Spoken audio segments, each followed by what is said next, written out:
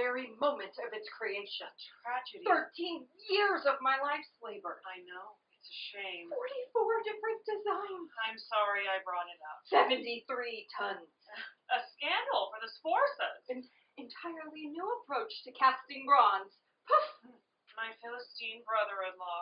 A blot upon his family name. Upon my family name. What is your family name? It's not important. I mean, I know you're Leonardo from Vinci, or do you consider yourself Florentine? No, I do not. And considering the lack of respect I find there, nor does Florence. Milanese, then? No, I call no place in Italy home. I seem to belong nowhere. Well, why not try Mantua for a while? Oh, but then what mother would claim this son? Who am I, really?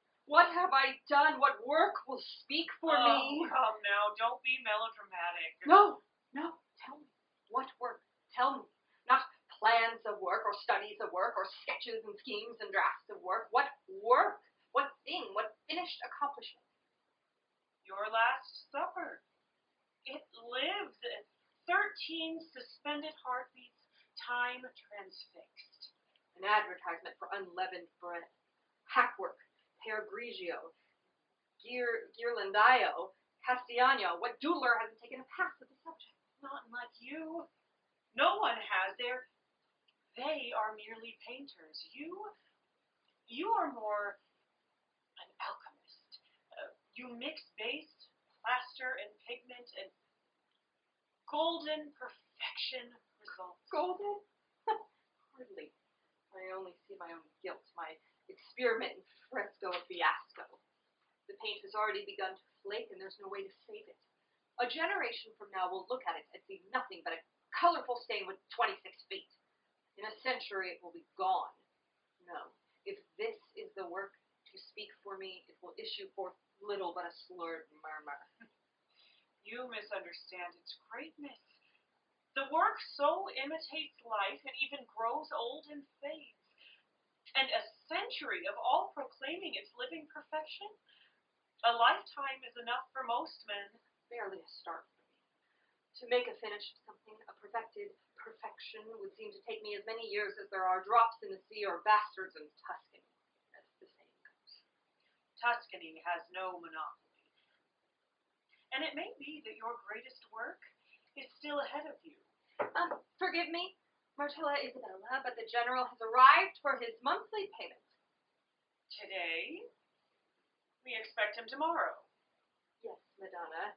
He begs excuse for his underdue appearance, but he bid me bid your excellency to consider the exigency of his circumstance and the contingency of his calendar, and grant him your magnificency's favor in all due haste. Well, he is early. We shall see him momentarily. Yes, Madonna, but he bid me bid your ladyship. Momentarily, Baldassar. Tell the general that I bid you to bid him to wait. Yes, Madonna, of course. Excuse me. Well, speaking as we were of bastards. I beg pardon. Shall I withdraw? Absolutely not. He interrupts us. He is in the offense. General Nuisance may throw a tantrum if he likes, but in my court he will accommodate my schedule. In Mantua, at least, I am no lady in waiting, and this vulgar man is no duke. Oh, Madonna Isabella, you are twice the man of any duke that I know. Wishes to say that were any duke I know to be somehow transformed into a woman, she would be only half the woman you would be, even if you were somehow transformed into a man. No, wait. What I mean to say is this. If I were not a man, I could only hope to be half the woman that you are. Of all the treasures in my garden, none is more precious than you. So let the hornet buzz. The butterfly shall suck my nectar. Oh, I would not presume to even smell your nectar, Madonna. If I be a butterfly, where be my wings? Do I not see their tincture shimmer on you even now? The colors of my chrysalis, not my wings. Oh, if only I could fly. But earthbound I am marooned within my cocoon, and it seems as though the spring will never come. I beseech your forgiveness again, Marcella Isabella, but the general bid me bid your excellency at once to consider directly the urgency of his embassy and the insistency of his superintendency, and grant him immediate audience with your illustriousness. Oh, Baldassar, these exertions tire me. Bid his impertinency to remember that while my husband, the Marquis, carries the banner of Mantua in the field, the stewardship of his state rests with me. Bid him, therefore, to pay me the same respect he would no doubt show to any man who sits in regency. Then the Marchesa would rather not entertain with the general at this present moment? Very perceptive, Baldassar.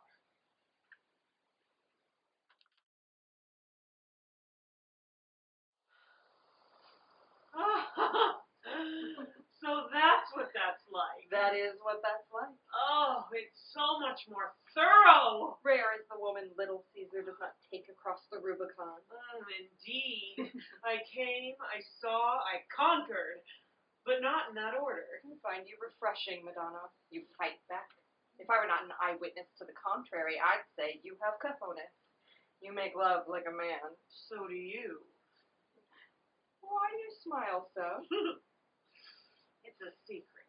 You act as though this were your very first time. It was. It was not. It was my first time with a man. A sapist. Well, you grow more interesting by the moment, little lamb. Don't I know? So tonight, I have made you a complete woman. Well, you helped. Virgin territory. I've explored more of that than Vespucci. And conquered more than Caesar, I presume. More than Alexander. Isn't that great? Do you have something that I could write or draw upon? What? Yes, it occurred to me somewhere in there that the function of all muscle is to pull and not to push, with the notable exception of the genitals and tongue. I've never thought of that.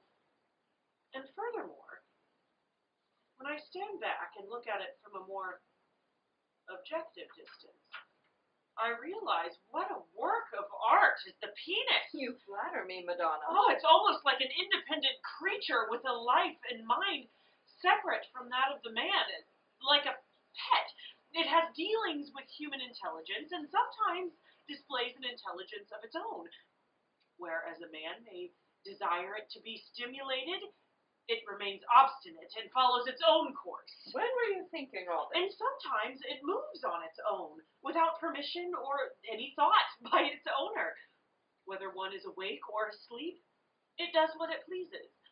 Often the man is awake and it is asleep, and often the man is asleep and it's awake. Oh, not bloody often. Or the man would like it to be in action, but it refuses. Not bloody yet. Or it desires action, and the man forbids it.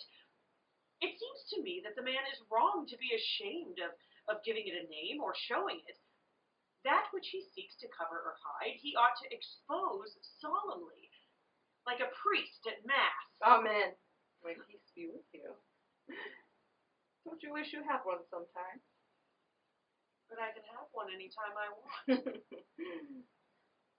Prepared already for another attack. I'm renowned for my ability to quickly mobilize my troops. The best offense is a good offense. It doesn't always have to be a battle of the sexes, you know. You don't need to breach the walls when the gate is wide open. Interesting. Ooh, a farewell to arms. It's a simple question of sound strategy, Captain General. Love conquers all.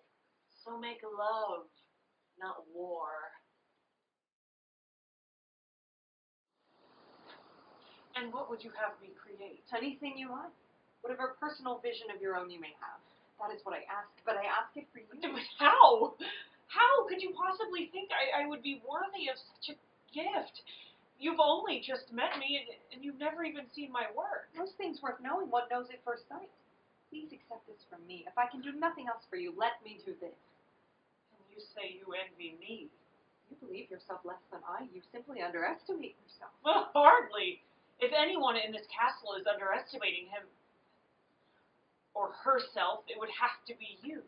I don't know. If you could see yourself as I see you, if you could see yourself through my eyes, you are everything I could ever want to be as a woman.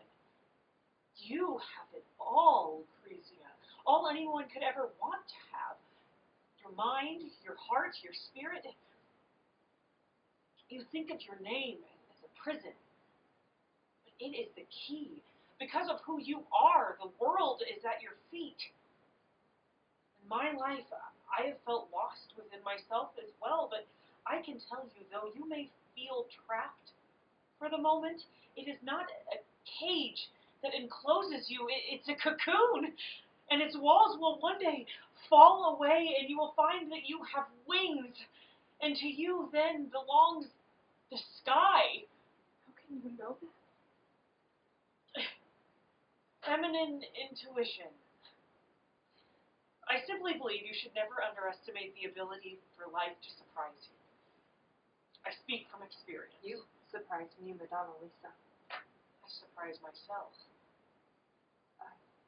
I've taken enough of your time. Please excuse me. No, you don't have to go. Oh, yes, I do. No, Lucrezia! Something I said?